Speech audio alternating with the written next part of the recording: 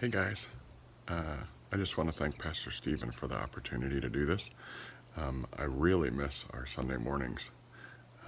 Just thinking how things have changed and how long it's been really since we've been able to be together and study God's Word, pray, play our goofy games, eat donuts, and just really have a good time, talk about our weeks, how things are going at school and with our parents and things like that.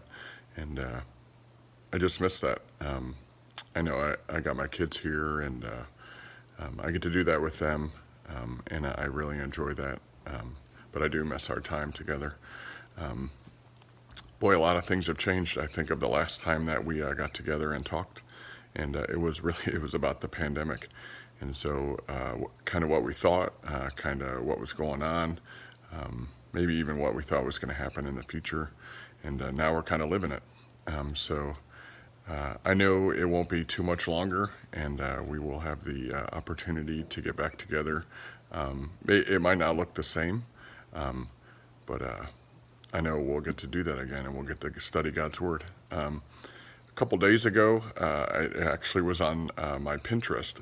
It came to me, and there was a verse that really kind of stuck out to me, and it was from John, and it was from chapter 13, and it was verse 7. Now I know Jesus was washing his disciples' feet, so that this verse is from that portion, but I think it really applies to what's going on right now too, in all of our lives and with the pandemic.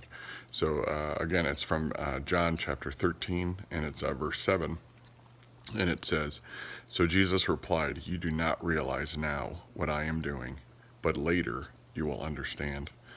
And I think that applies to us today. There are a lot of things that are going on, maybe that we don't understand, and I think someday we'll understand. It's kind of like our walk with the Lord. He does things in our lives that we don't understand, and it may take a long time for us to understand. I know from my beginning of my walk with the Lord up until now, I didn't understand why He did certain things, and it takes 5, 6, 7 years for some of these things to come full circle on how God uses them to change our lives. I think is how He works, and so being at home for such a long period of time and not really having anything to do and not really have any knowledge of what we should be doing, I'm sure is challenging for all of you.